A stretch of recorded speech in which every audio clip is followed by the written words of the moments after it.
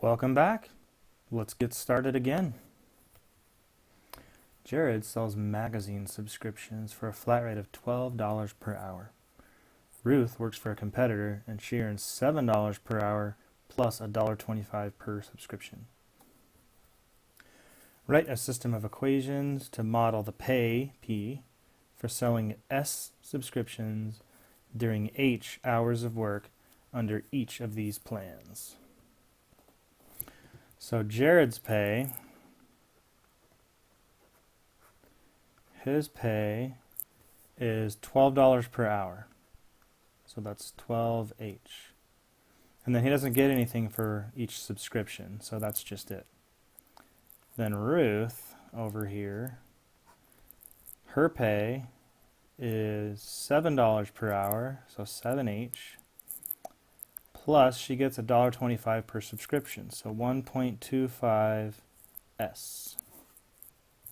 So there's our system of equations.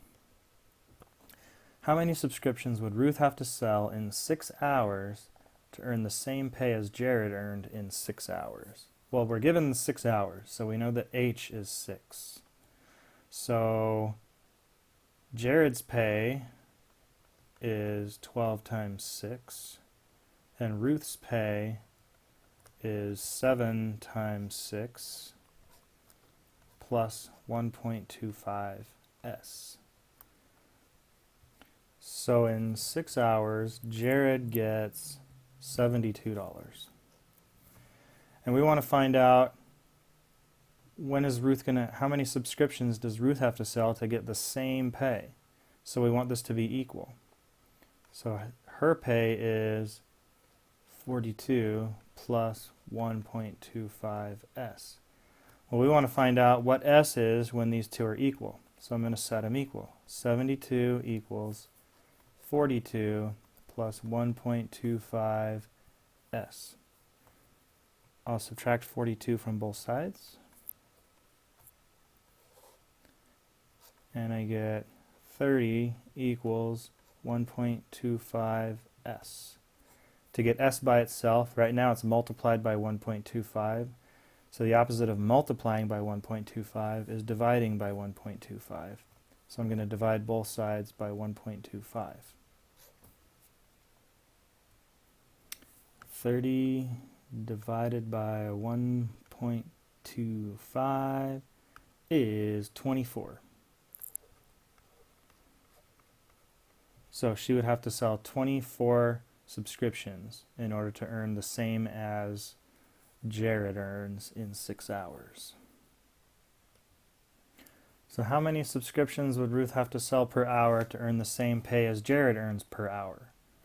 Well, if 24 subscriptions is what it took for 6 hours, then for 1 hour, so if 24 subscriptions was for 6 hours, to find out per hour, we would just divide both sides by 6, and we would get 4 subscriptions per hour.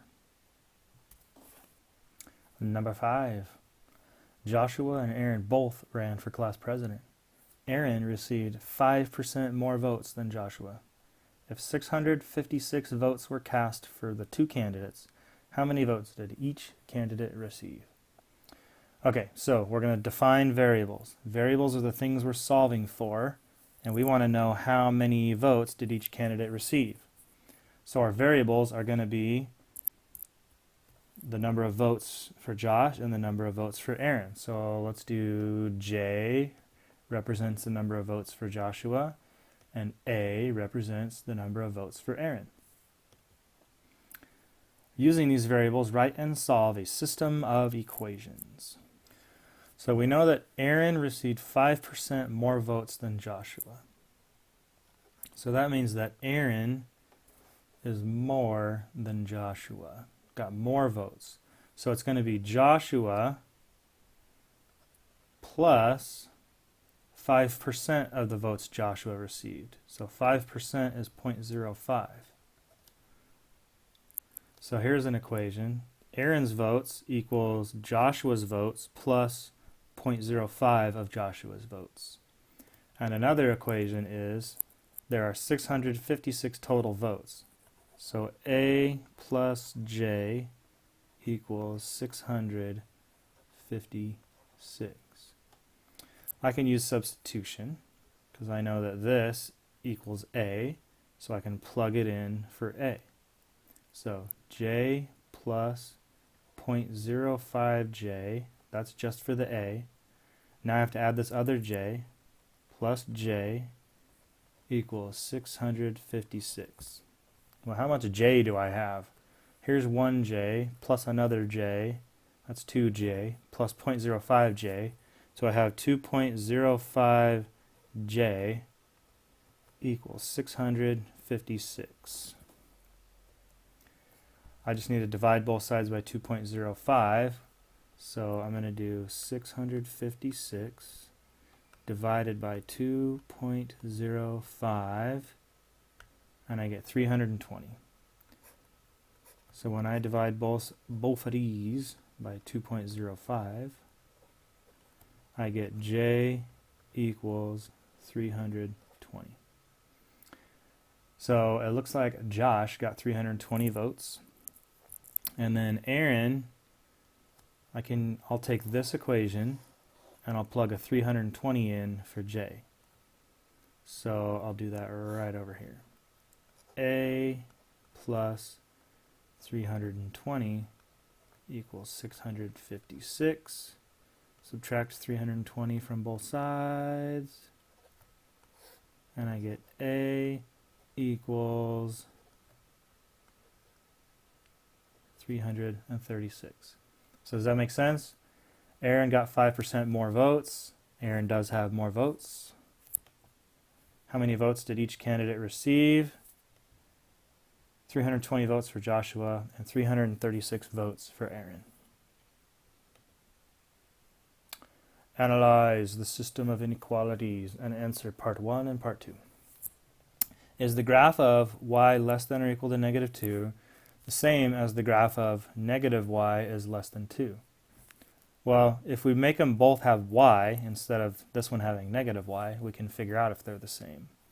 So if I was to divide both sides of this equation by negative 1, I would get negative divided by negative is positive y. 2 divided by negative 1 is negative 2. But what happens to this when I divide by a negative? It switches directions. So this is going to be greater than or equal to negative 2. So now, are these the same? Y less than or equal to negative 2 and y greater than or equal to negative 2? No, those are not the same. If we were looking at a graph of them, y is negative 2 right here. So greater than or equal to would be everything up here, and less than or equal to would be everything down there. So those are not the same. What is the solution set? Well, for the only thing that these two inequalities have in common is this line right here. Because greater than or equal to, it's shaded up top, but it's also equal to the line. And then less than or equal to is shaded down below, but also equal to the line. So the only thing that is shared between both of those is the line y equals negative 2. So the solution to this system is the line. The graphic interpretation would be the line y equals 2, and the algebraic interpretation would be all points x, y such that y equals negative 2. So basically x comma negative 2, where x can be any real number. So there's a bunch of solutions, and they're all on this line, y equals negative 2. Solve this system. So explain the steps you would take to solve this system by eliminating the x terms. Well, if I wanted to eliminate the x terms, I would need to make the coefficients of x be opposites. So if I was to multiply the top equation by negative 2, I would get negative 8x on top.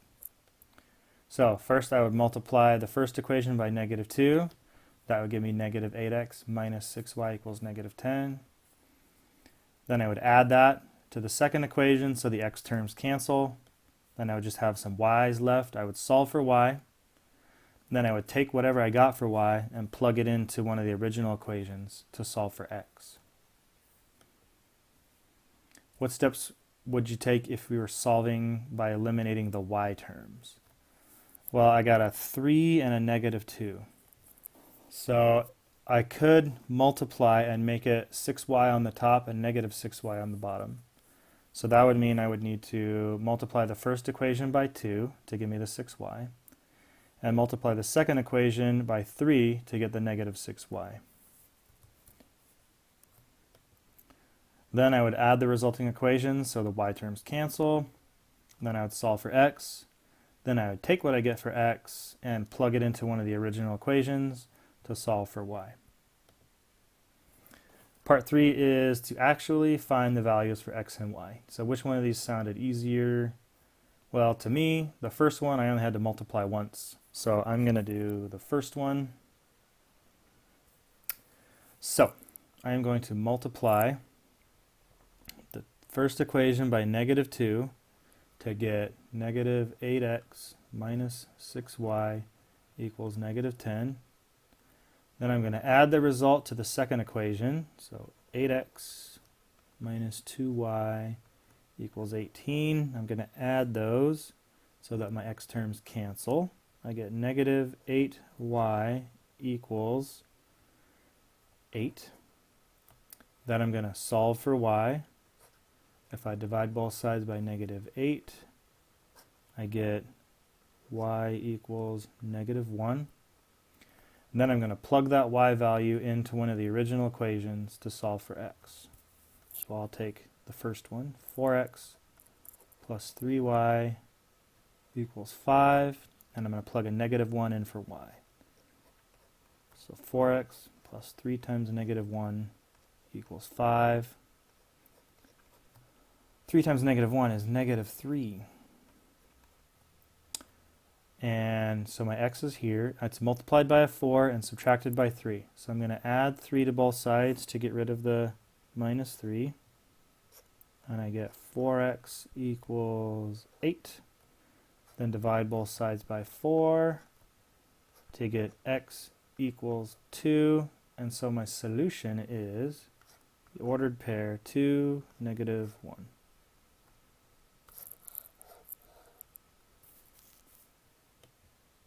And don't forget to bring in your homework assignments when you come in for the test. Hee hee. That's the end. I hope you liked it. See you later. Bye-bye.